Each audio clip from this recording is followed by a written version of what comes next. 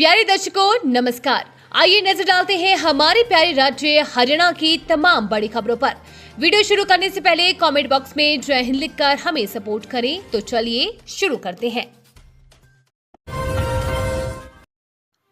हरियाणा सरकार का नया फैसला, प्रदेश में होगी 8 लाख ट्यूबवेल के पानी की जांच, जानिए क्या है वजह। हरियाणा सरकार ने राज्य में पेयजल और सिंचाई के पानी की गुणवत्ता सुधारने के लिए बड़ा कदम उठाया है। इसके तहत करीब 8 लाख ट्यूबवेल के पानी की जांच कराई जाएगी ताकि जल में मौजूद हानिकारक तत्वों की पहचान कर उन्हें दूर किया जा सके। जानकारी के अनुसार नए वित्त वर्ष में लगभग 3 लाख ट्यूबवेल के पानी की जांच का लक्ष्य निर्धारित किया गया है। इस जांच में ये पता लगाया जाएगा कि पानी में आर्सेनिक, फ्लोराइड, आयरन और बैक्टीरिया की मात्रा कितनी है। जांच रिपोर्ट के आधार पर संबंधित क्षेत्रों में पानी की शुद्धता करने और प्रदूषण कम करने के उपाय किए जाएंगे। इसके साथ ही सरकार ने सेमग्रस्त और लवणीक भूमि को भी खेती योग्य बनाने के प्रयास भी तेज कर दिए हैं। हरियाणा सरकार का बड़ा कदम, अब जेल वार्डों की वर्दी में लगेंगे हाईटेक कैमराज, कैदियों की हर एक्टिविटी होगी कैद। हरियाणा में जेल सिक्योरिटी सिस्टम को और मजबूत करने के लिए सरकार बड़ा कदम उठाने की तैयारी में है। प्रदेश के सभी जिला जेलों में तैनात जेल वार्डों को बॉडी वॉर्न कैमरों से लैस किया जाएगा। बताया जा रहा है कि इस योजना के तहत करीब 3000 हाईटेक कैमरे खरीदे जाएंगे। सरकार के इस फैसले से कैदियों की हर एक्टिविटी रिकॉर्ड की जाएगी। इस वजह से लिया फैसला। बता दें कि गुरुग्राम की भोंडसी, रोहतक की सुनारिया, फरीदाबाद की नीमका और अम्बाला के सेंट्रल जेल से कई मामले सामने आए हैं जहां कैदियों ने जेल के भीतर रहते हुए बाहरी आपराधिक गतिविधियों को अंजाम दिया। कुछ मामलों में जेल कर्मचारी भी शामिल पाए गए, जिसके चलते ये फैसला लिया गया।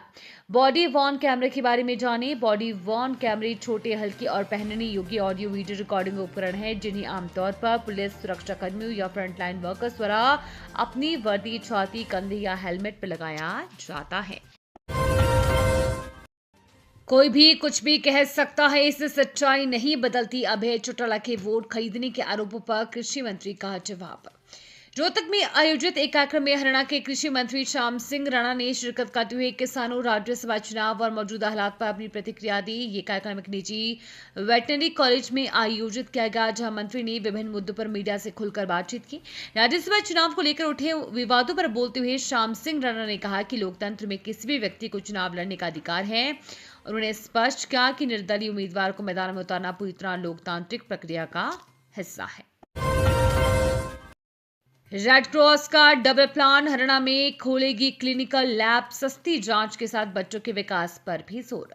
हरियाणा में आम जन को सस्ती और सुलभ स्वास्थ्य सुविधाएं उपलब्ध कराने की दिशा में एक महत्वपूर्ण पहल की जा रही है। हरियाणा रेड क्रॉस सोसाइटी ने राज्य के सभी जिला मुख्यालयों पर पब्लिक प्राइवेट पार्टनरशिप मॉडल के तहत क्लिनिकल लैब स्थापित करने का निर्णय लिया है। इन लैब्स में लोगों को बेहद रियायती दरों पर विभिन्न मेडिकल जांच सेवाएं उपलब्ध कराई जाएंगी। सोसाइटी के वाइस चेयरमैन अंकुश मिगलानी ने चंडीगढ़ में जानकारी देते हुए बताया कि सिविल अस्पतालों में आमजन को कम लागत पर गुणवत्तापूर्ण जांच सुविधा देने के उद्देश्य से जिला स्तर पर लैब खोलने का फैसला लिया गया है। इस पहल से खासकर आर्थिक रूप से कमजोर वर्ग को काफी राहत मिलने की उम्मीद है। जेल में नशा पहुंचाने के मामले में कैदी की मां गिरफ्तार, दोस्तों के जरिए भिजवाए नशे के पैकेट। जिला जेल में बंद कैदी तक नशीला पदार्थ पहुंचाने के मामले में पुलिस ने बड़ी कार्रवाई करते हुए आरोपी युवक की मां को गिरफ्तार कर लिया है। इस केस में अब तक कुल 8 आरोपियों की गिरफ्तारी हो चुकी है। पुलिस के अनुसार आरोपी महिला की पहचान अम्बाला निवासी सीमा देवी के रूप में हुई है। आरोप है कि उसने अपने बेटे के दोस्तों के जरिए जेल के अंदर नशे के पैकेट भिजवाए, दीवार के ऊपर से फेंके कई पैकेट। मामले का खुलासा 29 दिसंबर को हुआ, जब जेल सुरक्षा में तैनात कर्मी ने सूचना दी कि किसी ने जेल की दीवार के ऊपर से संदिग्ध पैकेट अंदर फेंके हैं। जांच के दौरान टीम ने मौके से बोतलें और कुछ पुड़ियां बरामद की। जांच में सामने आया कि 4 बोतलों में तरल नशीला पदार्थ भरा हुआ था। इसके बाद पुलिस ने केस दर्ज कर जांच CIAA को सौंप दी। जांच के दौरान पहले जेल में बंद कुछ आरोपियों और बाहर के सहयोगियों को पकड़ा गया। वीडियो कॉल के जरिए फिलीपींस के ठग ने ड्राइवर से गुड़गांव में सेटअप कराया ठगी का कॉल सेंटर, एक गिरफ्तार। साइबर ठगी के लिए अब विदेशों ने वीडियो कॉल का सहारा लेना शुरू कर दिया है। ऐसा ही एक मामला गुड़गांव में सामने आया है, जहां एक ठगी का कॉल सेंटर चल रहा था। इस सेंटर को चलाने के लिए फिलीपींस के एक व्यक्ति ने नोएडा के एक ड्राइवर से संपर्क किया और 15,000 रुपए में नोएडा से पूरा सेटअप गुड़गांव में कराया।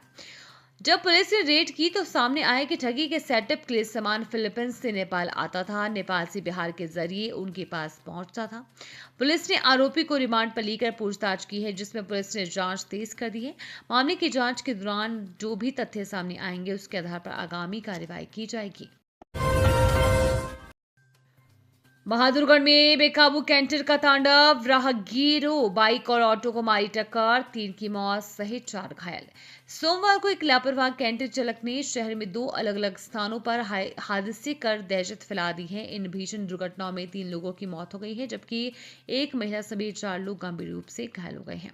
इनमें से महिला को रोहतक के PGIMS में रेफर किया गया। ये पुलिस ने आरोपी चालक के खिलाफ मामला दर्ज कर जांच शुरू कर दी है।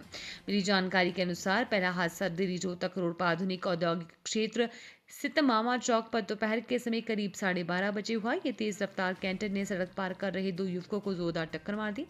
टक्कर इतनी भीषण थी कि दोनों की मौके पर ही मौत हो गई। ये थी आज की फटाफट खबरें। हम मिलेंगे अगले बुलेटिन में, तब तक के लिए धन्यवाद और जय हिंद।